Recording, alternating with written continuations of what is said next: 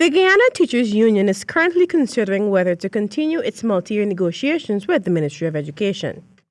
General Secretary of the union, Coretta MacDonald, said that following several new proposals put forward by the union last year, an agreement was signed, but according to the General Secretary, some of those proposals are yet to be fulfilled. The agreement we signed last year, which covered 2016 to 2018, we have not been able to fully implement all the aspects of that agreement.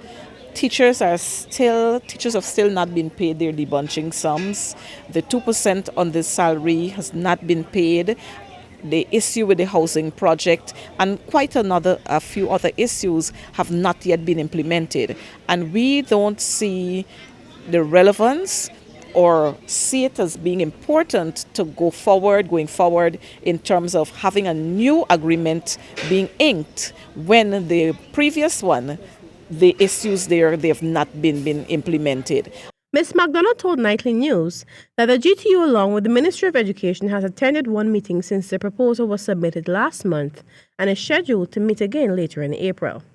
She, however, said that a letter was written to the acting permanent secretary of the Ministry of Education, Adel Clark, indicating the shortcomings of the ministry. She has given us the assurance that the ministry and her office will be looking, in particular, they'll be looking to addressing these issues along with the Ministry of Communities. They're going to be looking to addressing these issues. So far, some have been addressed, but we still have quite a few that have not been addressed. And like I mentioned, the debunching, the housing project, teachers traveling, teachers who live on the coast but they choose to work in the hinterland, their traveling arrangements have not been met favorably.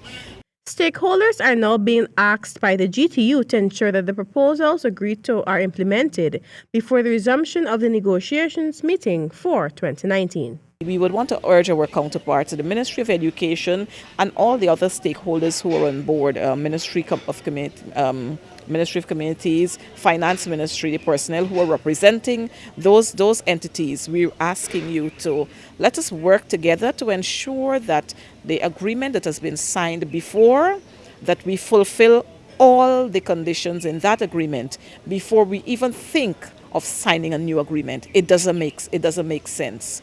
The thing is, teachers are working their hearts out. Teachers are dedicated, regardless of the meager salaries. Teachers are dedicated to their jobs, and we're saying to our counterparts, if you want to get even more from our teachers, then we have to abide by what we sign on to.